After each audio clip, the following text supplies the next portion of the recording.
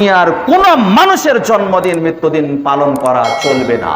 সেটা হোক জাতির পিতা, সেটা হোক বাঙালি জাতির পিতা, সেটা হোক আমার কোন নেতা, সেটা হোক আমার কোন। আজকে 9 তারিখ, এই রবিউল আউয়াল মাসের 12 তারিখ নিয়ে আমাদের দেশে একটা ইবাদত প্রচলিত আছে। অধিকাংশ মুসলিম, আমাদের দেশে, অন্য কোনো দেশে এই ইবাদত প্রচলিত আছে কিনা আমার জানা নেই, বিশেষ করে আরব কান্ট্রিতে নেই এটা আমার বিশ্বাস।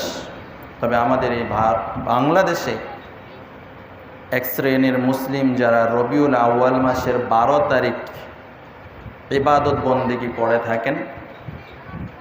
তো এই রবিউল আউয়াল মাসের 12 তারিখ ইবাদত বন্দেগী কিসের ইবাদত বন্দেগী, কিসের এই দিনটা, কি জন্য ইবাদত বন্দেগী করে? প্রচলিত আছে যে এই মাসের 12 তারিখে রাসূলুল্লাহ সাল্লাল্লাহু আলাইহি ওয়াসাল্লাম জন্মগ্রহণ করেছেন। এই মাসের 12 তারিখে রাসূলুল্লাহ সাল্লাল্লাহু আলাইহি ওয়াসাল্লাম জন্মগ্রহণ করেছেন, এটা আমাদের মুসলিম সমাজে প্রচলিত আছে। তো সম্মানিত উপস্থিতি, মুসল্লিয়ান ইকরাম, আমি কোরআন এবং হাদিস ঘেটে বা রাসূলুল্লাহ সাল্লাল্লাহু আলাইহি সাল্লামের ইতিহাস ঘেটে যতটুকু জেনেছি, রাসূলুল্লাহ সাল্লাল্লাহু আলাইহি ওয়াসাল্লাম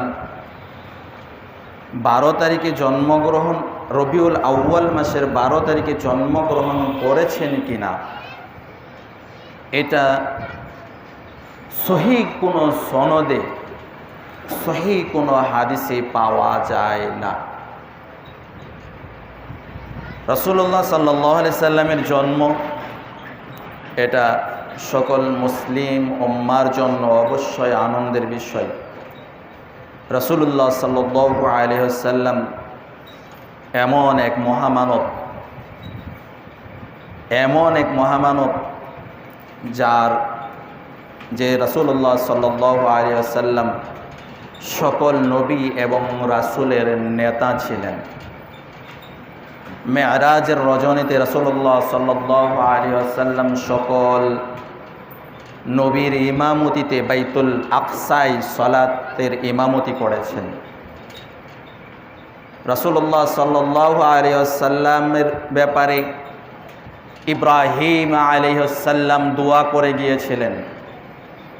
সেই ইব্রাহিম আলাইহিস সালামের দোয়ার বরকতে তো রাসূলুল্লাহ সাল্লাল্লাহু আলাইহি ওয়াসাল্লাম হাদিস থেকে আরও জানা যায় যে আদম আলাইহিস সালাম যখন মাটির থেকে তার আকৃতি গঠন করা হয়, তার আকৃতিতে রূহ দেওয়া হয় নাই, তখন থেকেই রাসূলুল্লাহ সাল্লাল্লাহু আলাইহি সাল্লাম এর নবুয়ত বা রাসূল সাল্লাল্লাহু শেষ নবীর যে সত্যতা, সেটা আল্লাহ পাক রব্বুল আলামিন তখন থেকে নির্ধারণ করে রাখেন।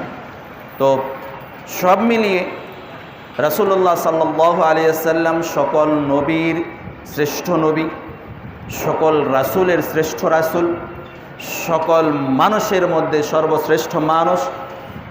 এক কথায় রাসূলুল্লাহ সাল্লাল্লাহু আলাইহি সাল্লাম, আল্লাহ পাক রব্বুল আলামিন যে বলছেন যে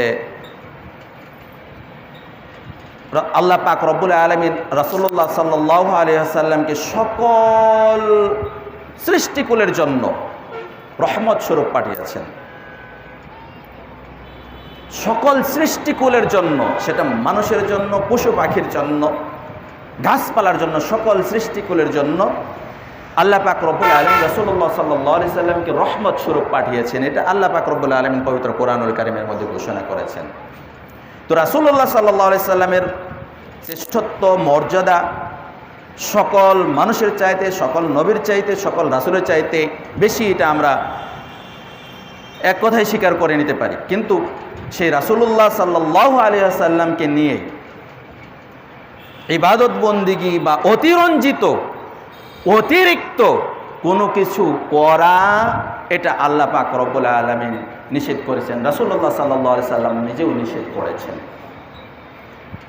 যেমন আমাদের দেশে যে 12ই রবিউল আউয়াল যে রাসূলুল্লাহ সাল্লাল্লাহু আলাইহি সাল্লামের জন্মদিন পালন করা হয়, এই দিনে আমাদের দেশে সরকারি ছুটি ঘোষণা করা হয়, স্কুল, কলেজ, অফিস, আদালত, কলকারখানা সব বন্ধ থাকবে। কেন বন্ধ থাকবে? এই দিন রাসূলুল্লাহ সাল্লাল্লাহু আলাইহি ওয়াসাল্লাম জন্মগ্রহণ করেছেন। কি রাসূলুল্লাহ সাল্লাল্লাহু আলাইহি ওয়াসাল্লাম জন্মগ্রহণ করেছেন, ঠিক আছে, মানলাম।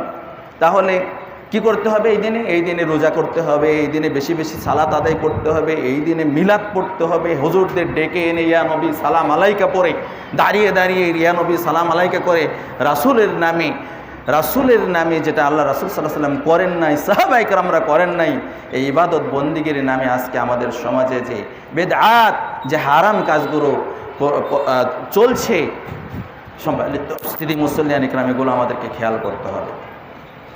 রাসূলুল্লাহ সাল্লাল্লাহু আলাইহি সাল্লামের জন্মদিন সাহাবায়ে কেরামরা পালন করেন নাই, কোনো সাহাবী পালন করেন নাই, কোনো তাবিঈন, কোনো তাবিঈন কেউ পালন করেন নাই। যার কারণে রাসূলুল্লাহ সাল্লাল্লাহু আলাইহি সাল্লামের জন্মদিন সম্পর্কে মতভেদ রয়েছে, অনেক মতভেদ রয়েছে। তিনি কোন দিন জন্মগ্রহণ করেছেন? আমি খুতবাতুল ইসলাম সহ অনেক বই দেখেছি, অনেক ঘেটেছি যে রাসূলুল্লাহ সাল্লাল্লাহু আলাইহি সাল্লামের জন্ম মাস নিয়ে সন্দেহ রয়েছে। অনেকেই বলেছেন রাসূলুল্লাহ সাল্লাল্লাহু আলাইহি সাল্লাম মুহররম মাসে জন্মগ্রহণ করেছেন, কেউ বলেছেন সফর মাসে, কেউ বলেছেন রবিউল আউয়াল, কেউ বলেছেন রবিউল সানি, কেউ বলেছেন রজব মাসে জন্মগ্রহণ করেছেন, কেউ বলেছেন রমজান মাসে রাসূলুল্লাহ সাল্লাল্লাহু আলাইহি সাল্লাম জন্মগ্রহণ করেছেন। রাসূলুল্লাহ সাল্লাল্লাহু আলাইহি সাল্লামের জন্ম সাল নিয়েও কিছুটা মতভেদ রয়েছে, কেউ বলছেন 570, কেউ বলেছেন 571। তো জন্মসাল নিয়েও মতভেদ, রাসূলুল্লাহ সাল্লাল্লাহু আলাইহি সাল্লামের জন্ম মাস নিয়েও মতভেদ, রাসূলুল্লাহ সাল্লাল্লাহু আলাইহি সাল্লামের মাস নিয়ে যারা বলছেন রবিউল আউয়াল মাসে জন্মগ্রহণ করেছেন তাদের মধ্যেও মতভেদ রয়েছে। কেউ বলেছেন রবিউল আউয়াল মাসের 2 তারিখে রাসূলুল্লাহ সাল্লাল্লাহু আলাইহি সাল্লাম জন্মগ্রহণ করেছেন, কেউ বলেছেন 8 তারিখে, কেউ বলেছেন 10 তারিখে, কেউ বলেছেন 17 তারিখে, কেউ বলেছেন 22 তারিখে রাসূলুল্লাহ সাল্লাল্লাহু আলাইহি সাল্লাম জন্মগ্রহণ করেছেন। প্রত্যেকটা মতভেদের, প্রত্যেকটা মতের বিপরীতে প্রত্যেকেরই শক্তিশালী কোনো না কোনো দলিল তারা পেশ করেছেন। সুতরাং যেহেতু রাসূলুল্লাহ সাল্লাল্লাহু আলাইহি সাল্লামের জন্মসাল নিয়ে মতভেদ রয়েছে, রাসূলুল্লাহ সাল্লাল্লাহু আলাইহি সাল্লামের জন্ম মাস নিয়ে মতভেদ রয়েছে, রাসূলুল্লাহ সাল্লাল্লাহু আলাইহি সাল্লামের জন্ম তারিখ নিয়ে মতভেদ রয়েছে, এই এত মতভেদের কারণে আমরা এক কথায় উপনীত হতে পারি, আমরা বুঝতে পারি যে রাসূলুল্লাহ সাল্লাল্লাহু আলাইহি সাল্লামের জন্ম তারিখ নিয়ে সাহাবায়ে কেরামরা তাবিঈন, তাবিঈনকেও রাসূলুল্লাহ সাল্লাল্লাহু আলাইহি সাল্লামের জন্ম তারিখ নিয়ে কোনো ইবাদত বন্দেগী করতেন না।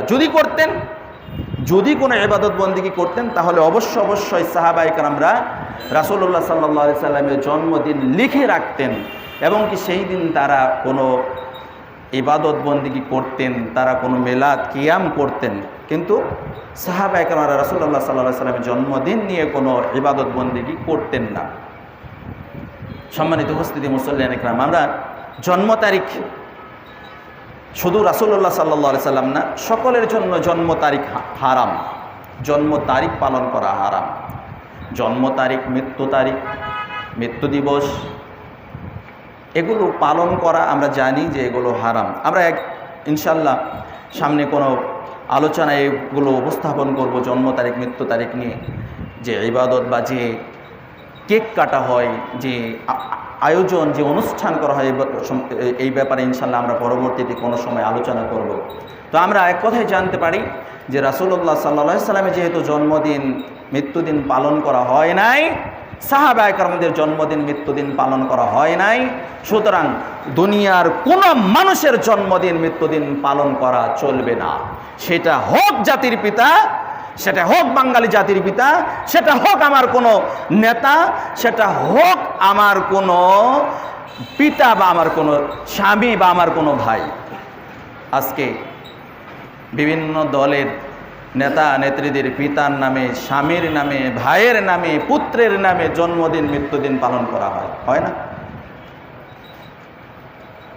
যেহেতু আল্লাহ নবী সাল্লাল্লাহু আলাইহি সাল্লামের জন্মদিন পালন করা হয় নাই, আর কোথায় আমার আপনার নেতা, কোথায় আমার আপনার নেত্রী সেই জন্মদিন, মৃত্যুদিন পালনের জন্য আবার সরকারি ছুটি ঘোষণা করা হয়। নাউযুবিল্লাহি মিন কুল্লি যালিক। তো সম্মানিত উপস্থিতি মুসল্লিয়ান ইকরাম, যে কথাটা বলছিলাম যে রাসূলুল্লাহ সাল্লাল্লাহু আলাইহি সাল্লামের যেহেতু কোনো জন্মদিন উপলক্ষে কোনো আচার অনুষ্ঠান ছিল না, বর্তমান যুগেও নেই, তবে বাংলাদেশে কিছু কিছু নামদারি মুসলিম তারা রাসূলুল্লাহ সাল্লাল্লাহু আলাইহি সাল্লাম জন্মদিন পালনের নামে অতিরঞ্জিত করে থাকেন। যারা এরকম করে থাকেন তারা ভিত্তিহীন দলিল পেশ করে থাকেন, তারা সহিহ কোনো দলিল তারা পেশ করতে পারেন না। তবে রাসূলুল্লাহ সাল্লাল্লাহু আলাইহি সাল্লামের জন্ম যে কোনো দিনই হোক না কেন, রাসূলুল্লাহ সাল্লাল্লাহু আলাইহি সাল্লামের আনুগত্য, রাসূলুল্লাহ সাল্লাল্লাহু আলাইহি সাল্লামের অনুসরণ কিন্তু আমাদের করতে হবে। এটা আল্লাহ পাক রব্বুল আলামিন বলেছেন। রাসূলুল্লাহ সাল্লাল্লাহু আলাইহি সাল্লামের উপর দরুদ পাঠ করতে হবে বেশি বেশি। আমি আপনি যদি ধরেও নেই 12ই রবিউল আউয়াল রাসূলুল্লাহ সাল্লাল্লাহু আলাইহি সাল্লাম জন্মদিন, এদিন রাসূলুল্লাহ সাল্লাল্লাহু আলাইহি সাল্লাম জন্মগ্রহণ করেছেন, যদি ধরেও নেই, তাহলে কোনো ইবাদত না করে অন্ততপক্ষে আপনি বেশি বেশি রাসূলুল্লাহ সাল্লাল্লাহু আলাইহি সাল্লামের উপর দরুদ ইব্রাহিম পাঠ করতে পারেন। আমি আগে